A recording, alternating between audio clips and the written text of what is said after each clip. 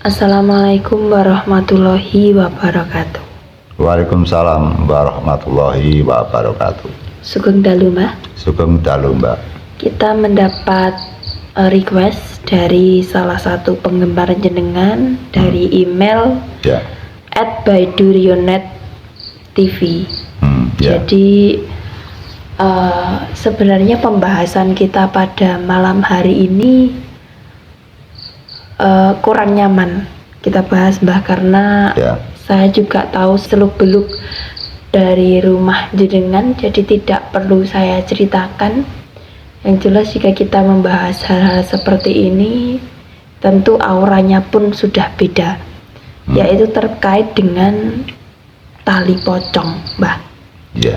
Jadi isu-isu tentang tali pocong ini memang sudah marak bahkan sejak zaman mungkin sebelum saya lahir.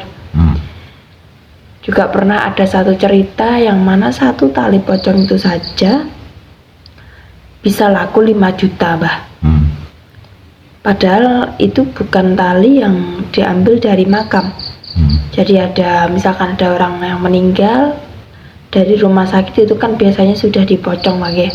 Sopir ambulan dan temannya itu mengganti.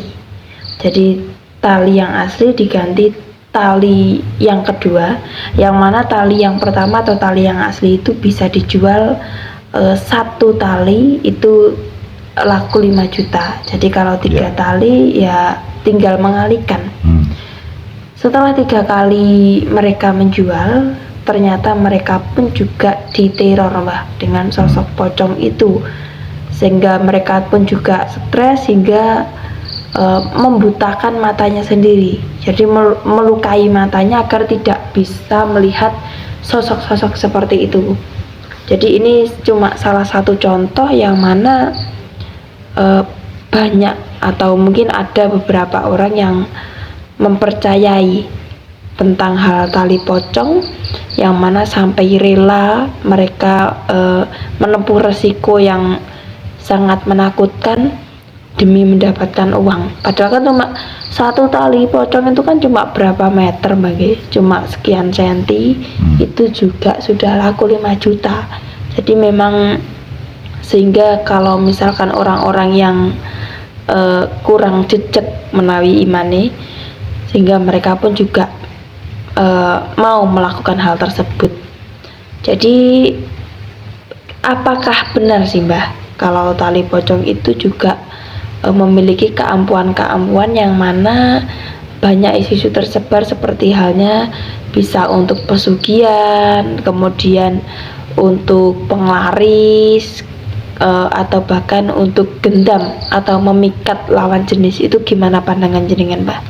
Ya, kita sering sekali mendengarkan dari sejarah nenek moyang kita, bahkan di dalam konten-konten dari teman kita kreator juga banyak yang membuat video yang bertema dengan tali pocong, bahkan ada juga yang membuat film yang mana tali pocong merupakan tali yang sangat keramat sekali.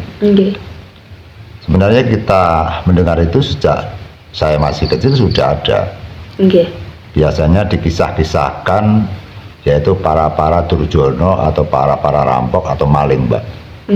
Jadi asal mulanya tali pocong itu terkenal atau viral itu karena ada sosok maling yang sakti. Mereka diperintah gurunya agar mereka untuk mencuri tali pocong.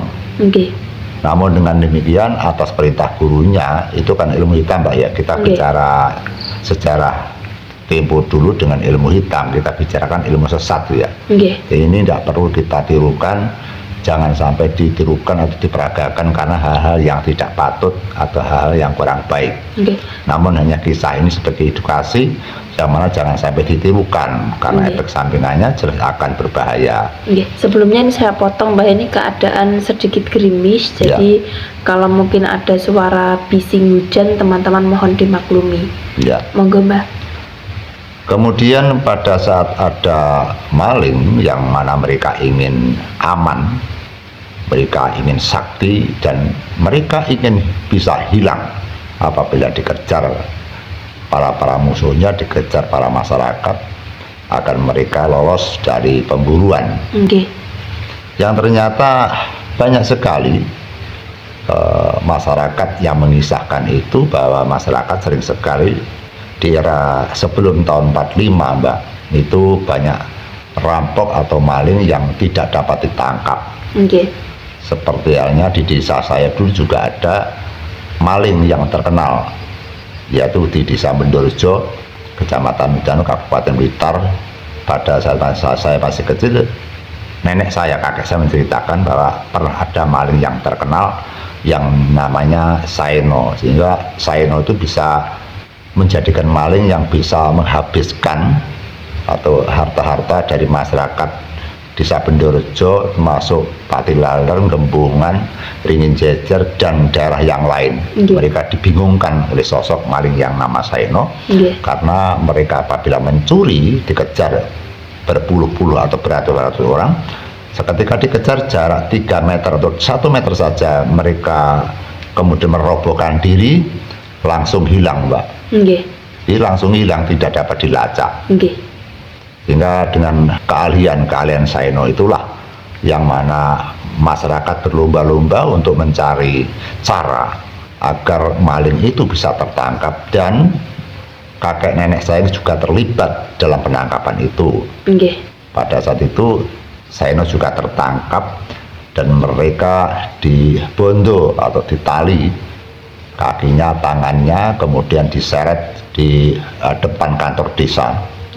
Yang mana Saeno dipukuli orang satu kampung itu tidak merasa sakit, bahkan lututnya juga dipecah pakai palu, dan mereka tidak merasakan sakit dan berdarah-darah.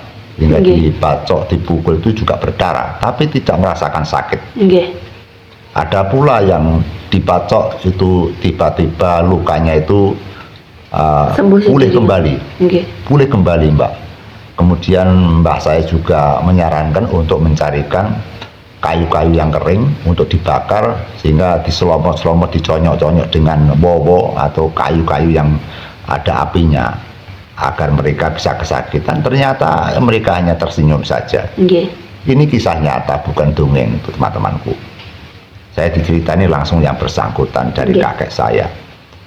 Kakek saya yang punya ilmu saja juga kebingungan untuk melemahkan, untuk menghancurkan, membunuh, yaitu Saeno itu.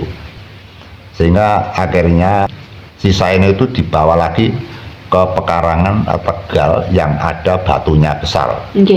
Sehingga kakinya itu diletakkan di atas batu, terus dipukul pakai palu, pakai amer, juga sulit untuk mematahkan tulangnya. Tapi juga ini apa namanya, luka ngoten, Mbak? Ya enggak begitu luka, Mbak. Hingga brak gitu saja, cuma seperti melese itu saja. Cuma kalau dibacok itu masih bisa berdarah, tapi jarak berapa menit itu lukanya kembali lagi, Mbak. Jadi buntet gitu. Jadi lukanya itu mengingkup sendiri gitu, Mbak. Hingga orang beratus-ratus di desa itu atau desa lain pun juga ikut ke situ. Jadi kejadian tertangkap di desa Bendorjo, namun desa Patilaler, Gembungan dan sebagainya itu ikut serta mengejar di desa Bendorjo itu. Kemudian kakek saya juga sudah keberatan, sudah semakin pagi, namun mereka tidak bisa dibunuh. Terus akhirnya kakek saya itu merenungkan di tempat itu juga. Mereka memantrakan sakti dan mereka berdoa kepada Tuhan agar diberi petunjuk. Ternyata kakek saya pada saat memejamkan mata itu tahu pohon jarak, Mbak, jarak pagar.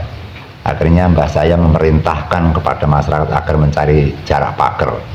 Kemudian sama anak buah kakek saya dihantam pakai yaitu pohon jarak pagar, dihantam dadanya, Mbak. Itu langsung muntah darah. Dihantam satu kali, kemudian muntah darah lagi, dihantam yang ketiga kali langsung sekarat. Dan akhirnya mereka meninggal sebelum fajar tiba atau matahari fajar, Mbak. Matahari terbit. Matahari terbit.